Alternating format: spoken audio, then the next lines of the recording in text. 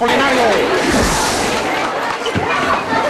Bago pa man matunugan ng mga may-ari ng cellphone sold sa Baclaran Terminal Mall na magsasagawa ng raid, agad pinauna ang mga agent ng National Telecommunications Commission sa lugar.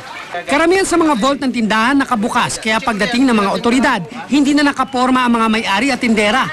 Sa vault pa lang na ito, may 100 cellphone na ang nakuha. Sa tindahang ito, todo bantay ang tindera sa vault. Reklamo ng NTC agent na tsempohan niyang bukas ang vault pero naisara ng tindera. Naipit pa nga raw ang kamay niya.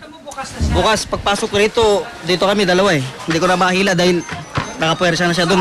Inikot lang. Ayaw na. Pinabuksan ng NTC pero wala raw nakakaalam ng lock at code nito.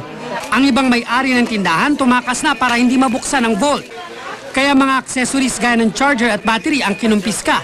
Karamihan sa mga stall dito may mga kisame kung saan inilalagay nila yung ibang mga cellphone at cellphone box. Titignan ko yung ibang mga karton sa taas kung may mga laman pa.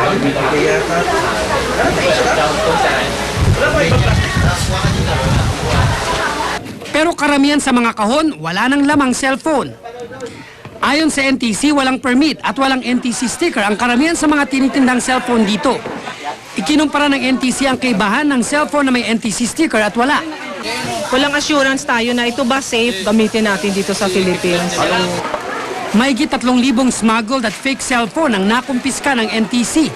Abot daw ito ng 40 million pesos kasama ang cellphone accessories. Dinala mga ito sa NTC headquarters. Pwede lang bawiin ng mga may-ari kung mag-a-apply ng sticker bawat cellphone. Cesar Apolinario, Nakatuto, 24 Oras. Sinundan pa ng kumpanyang Sea Oil ang